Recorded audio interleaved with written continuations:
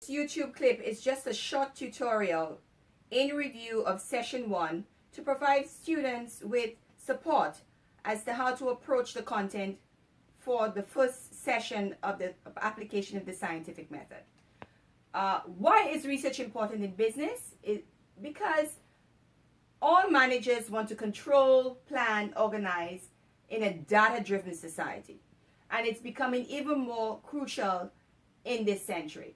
Managers want to minimize risk and increase the productivity and profitability of any firm that they manage. So data drives decision making. As a result, we're going to be using the scientific method in applying step-by-step process into looking at a problem that you'll be investigating for your SMAC in the capstone class. So the objective is to get the students working on the sections of the SMAC for each session, so that in fact every homework assignment that you do for each session, you'll be completing your SMAC. So session 1 will consist of you addressing the problem statement, the research objectives, the purpose of the study. So the first one we're going to discuss is your problem statement. Teams must have at least 2 secondary sources in their discussion of the problem statement. The problem statement is not just 2 lines, it's a full paragraph or 3/4 of a page, and students must have at least 2 secondary sources. This is the only part of your paper where you could have newspaper clippings or any articles. You don't have to have academic journals in the problem statement. The other things that you must look for, you have to look for impact. So I'm looking for numbers. So some statistical value to show impact as to how dire the problem is. So give me some numbers to reflect that, and maybe a newspaper article, so that at least somebody reviewing the problem will see that it didn't just jump from your head. It's an actual problem.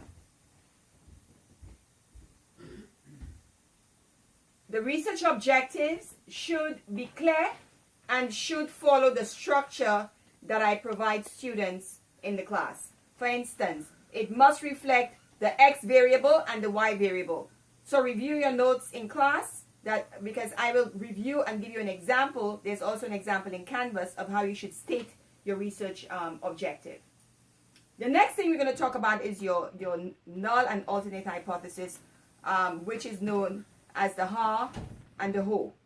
The HO which must include the variable that you think impacts your Y variable the most, and we will also review that in class. So you want to write a null statement and an alternative statement.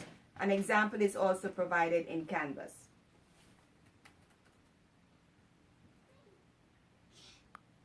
Now, you will see under session 1 in my breakdown of the SMAC sections, your title page should clearly have a clear review of what you're investigating, but it must have in the title page to analyze, to measure, to assess. The table of contents must include all the sections in your SMAC, and the page numbers you will put later on as you finish your SMAC. And I strongly advise students to take notes in your team and make sure that you have everything included in that section, so that when I review your work in progress assignment, you'll get full credit for it, and you can move on to the next section, which we'll review in session 2. So I hope you took good notes, and this will be helpful in your review of the first section of your SMAC.